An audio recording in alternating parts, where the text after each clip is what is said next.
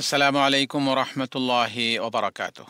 সুপ্রিয় শ্রোতা বন্ধুগণ, তাৎক্ষণিক অনুবাদ প্রকল্পের সরাসরি সম্প্রচার কেন্দ্র থেকে রমাদান বিষয়ক দৈনন্দিন প্রোগ্রামে আপনাদেরকে স্বাগত জানাচ্ছে হারামাইন শরীফাইনের ভাষা ও অনুবাদ বিভাগ। বন্ধুগণ, সম্প্রচারের শেষ পর্যন্ত আপনারা আমাদের সাথেই থাকবেন এ প্রত্যাশা ব্যক্ত করছি। এই অনুষ্ঠানে আজ আমরা রাসূলুল্লাহ সাল্লাল্লাহু আলাইহি ওয়াসাল্লামের হিজরত পরবর্তী জীবন নিয়ে কথা বলবো ইনশাআল্লাহ তাআলা। বিসমিল্লাহ আলহামদুলিল্লাহ ওয়াসসালাতু ওয়াসসালামু আলা রাসূলিল্লাহ নবিয়িনা ওয়া হাবিবিনা মুহাম্মদ ওয়া আলা আলিহি ওয়া সাহবিহি ওয়া মান ওয়ালা ওয়া বা'দ ফাকাদ ক্বালা আন-নাবিয়্যু সাল্লাল্লাহু আলাইহি ওয়াসাল্লাম আল্লাহুম্মা লা আইশা ইল্লা আইশুল আখিরাহ ফাগফির লিল আনসারি ওয়াল মুহাজিরাহ। নবী করিম সাল্লাল্লাহু আলাইহি ওয়াসাল্লামের মদিনার জীবনকে তিনটি পর্যায়ে বিভক্ত করা যেতে পারে।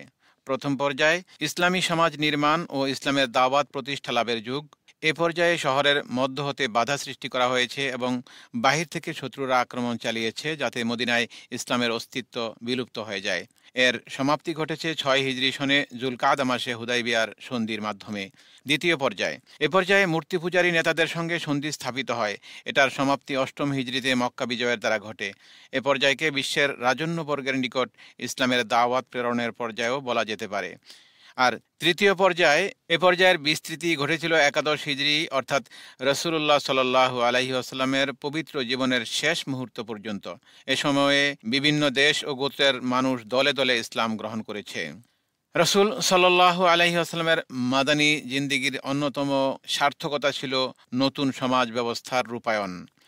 রাসূলুল্লাহ সাল্লাল্লাহু আলাইহি ওয়াসাল্লাম মদিনায় আগমন করে প্রথম হিজরি রবিউল আউয়াল মাসের ১২ তারিখে জুমার দিন মোতাবেক ২৭ সেপ্টেম্বর ৬২২ খ্রিস্টাব্দে বনি নাজ্জার গোত্রের আবু আইয়ুব আনসারী রাদিয়াল্লাহু তাআলা আনহুর বাড়ির সম্মুখে অবতরণ করেছিলেন এবং বলেছিলেন, ইনশাআল্লাহ এটাই হবে আমার অবস্থান। এরপর রাসূলুল্লাহ সাল্লাল্লাহু আলাইহি ওয়াসাল্লামের প্রথম কাজ ছিল মসজিদে নববী নির্মাণ করা। আর এজন্য ওই স্থানটি নির্ধারিত হলো যেখানে সর্বপ্রথম তাঁর উটটি বসে পড়েছিল। এ স্থানটির মালিক ছিল দুজন অনাথ বালক। তিনি ওই স্থানটি ন্যায্য মূল্যে ক্রয় করলেন এবং সশরীরে মসজিদ বিনির্মাণের কাজে অংশগ্রহণ করলেন। তিনি ইট ও পাথর বহন করছিলেন এবং সঙ্গে সঙ্গে বলছিলেন, আল্লাহুম্মা লা আইশা ইল্লা আইশুল আখিরাহ ফাগফির লিল আনসারি ওয়াল মুহাজিরাহ।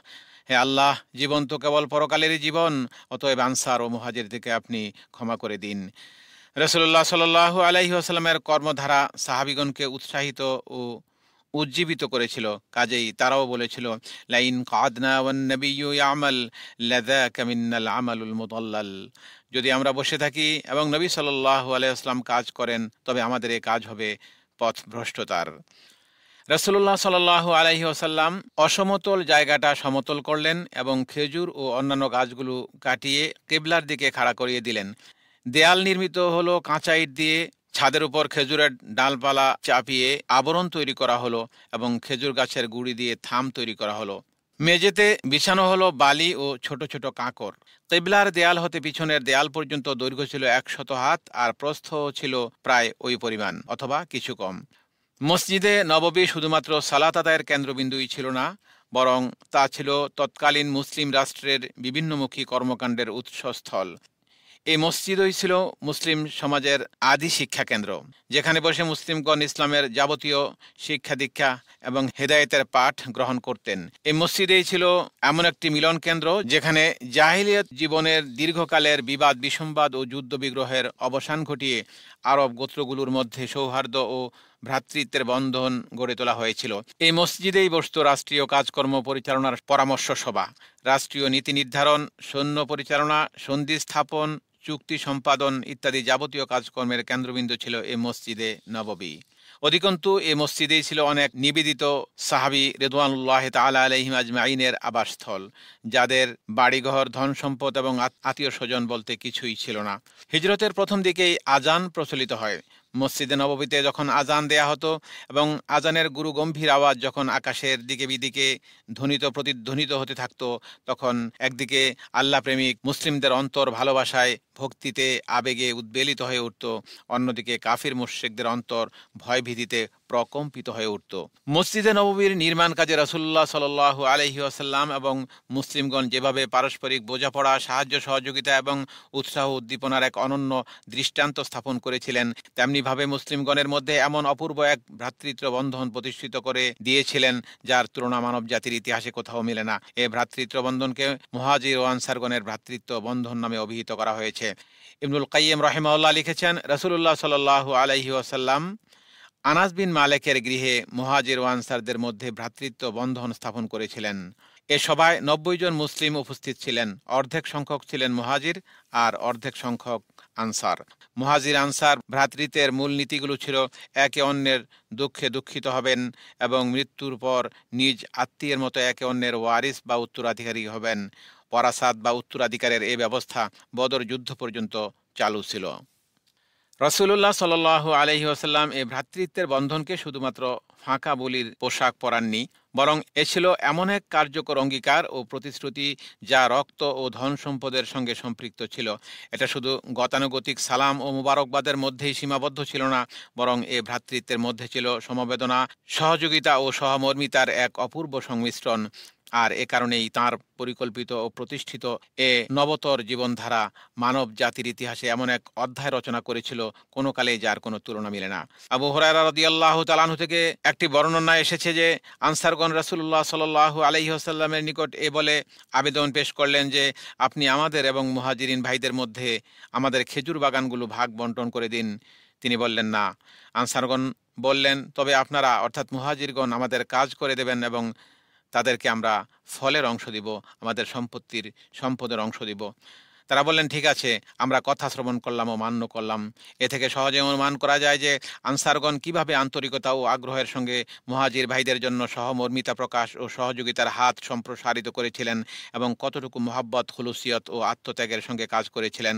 অধিকন্তু মুহাজিরগণও তাদের আনসার ভাইদের প্রতি কতটুকু শ্রদ্ধাশীল, সহমর্মী ও আত্মসচেতন ছিলেন তা এই ঘটনা থেকেই প্রমাণিত হয়ে যায়।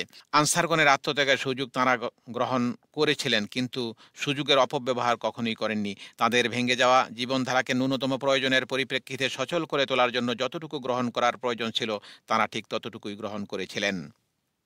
ওপর উল্লেখিত ভ্রাতৃত্ব বন্ধনের মতেই রাসূলুল্লাহ সাল্লাল্লাহু আলাইহি ওয়াসাল্লাম মুসলিমগণের মধ্যে আরও একটি অঙ্গীকারপত্র সম্পাদন করেছিলেন, যদ্বারা জাহিলিয়ত যুগের সকল গোত্রীয় গণ্ডগোলের মূল উৎপাটন এবং যাবতীয় কুসংস্কার ও রসম রেওয়াজের বিলোপ সাধন করেন। জীবনধারায় বৈপ্লবিক ধ্যান ধারণার প্রবর্তন করেন রাসূল করিম সাল্লাল্লাহু আলাইহি ওয়াসাল্লাম। ইসলামী রাষ্ট্র ও মহাবিজ্ঞানময় মুসলিম সমাজের এক ক্রান্তিলগ্নে রাসূল করিম সাল্লাল্লাহু আলাইহি ওয়াসাল্লাম এক নতুন জীবনধারার ভিত্তি স্থাপন করেন। এ জীবনধারার বাহ্যিকতা প্রকৃতপক্ষে ওই অভ্যন্তরীণ পরিপূর্ণতারই প্রতিবিম্ব ছিল যাকে নবী করিম সাল্লাল্লাহু আলাইহি ওয়াসাল্লামের সাহচর্যের বদৌলতে অভাবনীয় এক সম্মানের আসনে সমাসীন করা সম্ভব হয়েছিল। রাসূলুল্লাহ সাল্লাল্লাহু আলাইহি ওয়াসাল্লাম তাঁর সাহাবায়ে কেরামের তাঁর শিষ্যদের দীক্ষা, আত্মশুদ্ধি ও উত্তম চরিত্র গঠনে উৎসাহিত করতেন এবং অবিরামভাবে প্রচেষ্টা চালিয়ে যেতেন। তিনি তাঁর শিষ্যগণকে সদা সর্বদা ভ্রাতৃত্ব ও ভালোবাসা, সম্মান, সম্ভ্রম এবং ইবাদত, উপাসনা, আনুগত্য ও আদব কায়দার তালিম দিতেন এবং নিষ্ঠার সঙ্গে তা মেনে চলার জন্য প্রেরণা ও পরামর্শ যোগাতেন। একজন সাহাবী রাসূলুল্লাহ সাল্লাল্লাহু আলাইহি ওয়াসাল্লামকে জিজ্ঞেস করলেন, আইয়ুল ইসলামে খাইর, কোন ইসলাম উত্তম, অর্থাৎ ইসলামের কোন আচার আচরণটি উৎকৃষ্ট? জবাবে রাসূল আকরাম সাল্লাল্লাহু আলাইহি ওয়াসাল্লাম বললেন, তুতিমুত তুআম ওয়া তুকরিউস সালাম আলা মান আরাফতা ওয়া মান লাম তারিফ, তুমি খাদ্য খাওয়াও এবং চেনা অচেনা সকল মুসলিম লোককে সালাম দাও। আব্দুল্লাহ বিন সালাম রাদিয়াল্লাহু তাআলা আনহুর বর্ণনা রয়েছে যে রাসূলুল্লাহ সাল্লাল্লাহু আলাইহি ওয়াসাল্লাম যখন মদিনায় আগমন করলেন তখন আমি তাঁর দরবারে হাজির হয়ে তাঁর পবিত্র মুখমণ্ডল প্রত্যক্ষ করে স্পষ্টত উপলব্ধি করলাম যে এ সুষমামণ্ডিত, এ উজ্জ্বলতামণ্ডিত মুখমণ্ডলটি কোনো মিথ্যুক মানুষের হতেই পারে না। তার মুখ নিঃসৃত যে প্রথম কথাটি আমি শ্রবণ করেছিলাম তা হলো, ইয়া আইয়ুহান নাস আফশুস সালাম ওয়া আতইমুত তুআম ওয়া সিলুল আরহাম ওয়া সাল্লু বিল লাইলি ওয়ান নাসু নিয়াম তাদখুলুল জান্নাতা বিসালাম। হে লোক সকল, তোমরা পরস্পরকে সালাম দেওয়ার রেয়াজ প্রবর্তন করো, খাদ্য খাওয়াও, আত্মীয়তার বন্ধন সুদৃঢ় করো এবং রাত্রিবেলা মানুষ যখন নিদ্রা সুখে মগ্ন থাকবে তখন আল্লাহর ইবাদতে মশগুল থাকো, তাহলে তোমরা নিরাপদে জান্নাতে প্রবেশ করবে। রাসূলুল্লাহ সাল্লাল্লাহু আলাইহি ওয়াসাল্লাম আরো বলতেন, লা ইয়াদখুলুল জান্নাতা মান লা ইয়ামান জারুহু বাওয়াইকাহ, ওই ব্যক্তি জান্নাতে প্রবেশ করতে পারবে না যার প্রতিবেশী তার অন্যায় অত্যাচার থেকে নিরাপদে থাকে না। তিনি আরও বলেছেন, আল মুসলিমু মান সালিম আল মুসলিমুনা মিন লিসানিহি ওয়া ইয়াদিহি, প্রকৃত মুসলিম হলো ওই ব্যক্তি যার হাত ও জিহ্বা থেকে অন্য মুসলিম নিরাপদে থাকে। তিনি আরও বলেছেন, লা ইউমিনু আহাদুকুম হাত্তা ইউহিব্বা লিআখিহি মা ইউহিব্বু লিনাফসিহি, তোমাদের মধ্যে কেউই প্রকৃত মুসলিম হতে পারবে না যতক্ষণ না সে অপর ভাইয়ের জন্য ওই সকল জিনিস পছন্দ করবে যা সে নিজের জন্য পছন্দ করে। তিনি আরও বলেছেন, আল মুমিনুনা কারাজুলিন ওয়াহিদ, ইন ইস্তাকা আইনুহু ইস্তাকা কুল্লুহ ওয়া ইন ইস্তাকা রাসুহু ইস্তাকা কুল্লুহ। সকল মোমেন একটি মানব দেহের মতো, যদি তার চোখে ব্যথা হয় তাহলে সমগ্র দেহই ওই ব্যথা অনুভব করবে, আর যদি মাথায় ব্যথা হয় তাহলে তার সমগ্র শরীরেই ব্যথা অনুভূত হবে। তিনি আরও বলেছেন, আল মুমিনু লিল মুমিনি কাল বুনিয়ান ইয়াশুদ্দু বাদুহু বাদা, মোমিনের জন্য একটি দালান ঘরের মতো, একাংশ অপর অংশকে শক্তি দান করে। অর্থাৎ মোমেনরা পরস্পর একটি দালানের মতো একেবারে একাকার হয়ে থাকবে। দালানের ইটগুলো যেমন একটি আরেকটিকে শক্তিশালী করে, তেমনি মুসলমানদের বন্ধনও অটুট এবং শক্তিশালী হবে।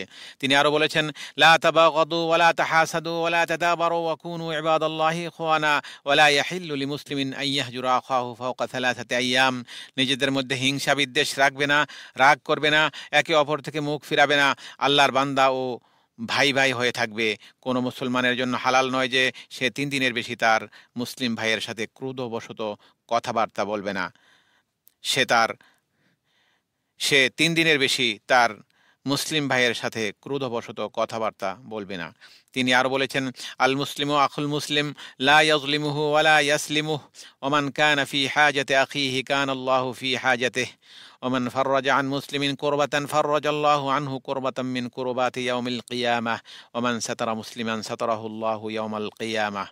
এক মুসলিম অন্য মুসলিমের ভাই না তার প্রতি অন্যায় করবে আর না তাকে শত্রুর হাতে সমর্পণ করবে। যে ব্যক্তি আপন মুসলিম ভাইয়ের প্রয়োজন মেটাতে সচেষ্ট হবে, আল্লাহ তার প্রয়োজন মেটাতে থাকবেন। কোনো মুসলিম যদি তার মুসলিম ভাইয়ের দুঃখ কষ্ট দূরীভূত করে, তবে আল্লাহ তাআলা কিয়ামতের দিন তার দুঃখ কষ্ট দূর করে দেবেন। কোনো মুসলিম যদি তার মুসলিম ভাইয়ের দোষ ত্রুটি গোপন করে, তবে আল্লাহ কিয়ামতের দিন তার দোষ ত্রুটি গোপন রাখবেন। নবী সাল্লাল্লাহু আলাইহি ওয়াসাল্লাম আরও বলেছেন, ইরহামু মান ফিল আরদি ইয়ারহামকুম মান ফিস সামা, তোমরা পৃথিবীবাসীর প্রতি সদয় হও, তাহলে আকাশবাসী অর্থাৎ আল্লাহ সুবহানাহু ওয়া তাআলা তোমাদের প্রতি সদয় হবেন। তিনি আরও বলেছেন, লাইসাল মুমিনু বিল্লাযী ইয়াশবাউ ওয়া জারুহু জাইউন ইলা জানিবিহি, ওই ব্যক্তি মুমিন নয় যে পেট পুরে খায় অথচ তার পাশেই প্রতিবেশী অনাহারে কালাতিপাত করে। তিনি আরও বলেছেন, সিবাবুল মুমিনি ফুসুকুন ওয়া কিতালুহু কুফর, মুসলিমকে গালি দেয়া ফিস্ক বা পাপের কাজ, আর তাকে হত্যা করা হলো কুফরি কাজ।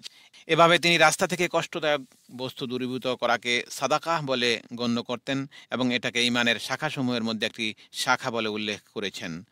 রাসূলুল্লাহ সাল্লাল্লাহু আলাইহি ওয়াসাল্লাম দান খয়রাতের ব্যাপারে উৎসাহিত করতেন এবং এসবের এমন এক ফজিলত বর্ণনা করতেন যেদিকে মন এমনিতেই আকৃষ্ট হতো। তিনি বলতেন, সাদাকাহ এবং দান খয়রাত পাপকে এমনভাবে মুছে ফেলে যেমন পানি আগুনকে সম্পূর্ণরূপে নিশ্চিহ্ন করে ফেলে। তিনি আরও বলেছেন, আইয়ুমাল মুসলিমু কাসা মুসলিমান থাউবান আলা উরা কাসাহুল্লাহু মিন খুদারিল জান্নাহ ওয়া আইয়ুমা মুসলিমিন আতআমা মুসলিমান আলা জুইন আতআমাহুল্লাহু মিন সিমারিল জান্নাহ ওয়া আইয়ুমা মুসলিমিন সাকা মুসলিমান আলা যামাইন সাকাহুল্লাহু মিনার রহিকিল মাখতুম। কোনো মুসলিম যদি কোনো নগ্ন মুসলিমকে কাপড় পরিয়ে দেয়, তাহলে আল্লাহ তাকে জান্নাতের সবুজ পোশাক পরিয়ে দেবেন, এবং কোনো মুসলিম যদি ক্ষুধার্ত মুসলিমকে খাদ্য খাওয়ায়, তাহলে আল্লাহ তাকে জান্নাতের ফল খাওয়াবেন। কোনো মুসলিম যদি কোনো তৃষ্ণার্ত মুসলিমকে পানি পান করায়, তাহলে আল্লাহ তাকে জান্নাতের মোহরকৃত পবিত্র শরাব পান করাবেন। তিনি আরও বলেছেন, ইত্তাকুন নার ওয়ালাউ বিশিক্কি তামরাহ ফাইন লাম তাজিদ ফাবিকালিমাতিন তাইয়্যিবাহ, আগুন থেকে বাঁচার চেষ্টা করো খেজুরের অর্ধাংশ দিয়ে হলেও, তাও যদি না পাও তাহলে কমপক্ষে ভালো কথার দ্বারা, অর্থাৎ ভালো কথার দ্বারা অন্যকে তুষ্ট করো, এটি তোমার জন্য সাদাকার সওয়াব হিসেবে গণ্য হবে। অন্যদিকে ভিক্ষাবৃত্তি হতে রাসূল সাল্লাল্লাহু আলাইহি ওয়াসাল্লাম নিরুৎসাহিত করেছেন। ভিক্ষাবৃত্তি হতে বিরত থাকার জন্য চরমভাবে নিষেধ করেছেন। ধৈর্য ধারণ এবং অল্পে তুষ্ট হওয়ার ফজিলত তিনি বর্ণনা করেছেন। এভাবে রাসূলুল্লাহ সাল্লাল্লাহু আলাইহি ওয়াসাল্লাম মুসলিমগণের সুপ্ত সম্ভাবনাসমূহের পরিপূর্ণ বিকাশ সাধনের মাধ্যমে মানবতার সর্বোচ্চ স্তরে তাদের উন্নীত করেছেন এবং জাগতিক ও পরকালীন ভাবধারার সুষ্ঠু সমন্বয় ঘটিয়ে আল্লাহর চেতনা ও ন্যায়নীতির প্রতি নিবেদিত ও সমর্পিত এমন এক মানব গোষ্ঠীর গোড়াপত্তন করেছিলেন, ইতিহাসে যার কোনো নজির নেই। আমরা রমাদান বিষয়ক অনুষ্ঠানের আজকের পর্বের একেবারে শেষ প্রান্তে চলে এসেছি। আগামীকাল একই সময় আবারও দেখা হবে ইনশাআল্লাহ। মহান রব্বুল আলামিন সকলকে সুস্থ ও সুন্দর রাখুন এবং সকলের নেক আমলসমূহ কবুল করুন, আমিন। ভাষা ও অনুবাদ বিভাগের রমাদান বিষয়ক এই অনুষ্ঠানটি মসজিদে হারাম থেকে সরাসরি সম্প্রচারিত হলো। আল্লাহ হাফেজ। আসসালামু আলাইকুম ওয়া রাহমাতুল্লাহি ওয়া বারাকাতুহু।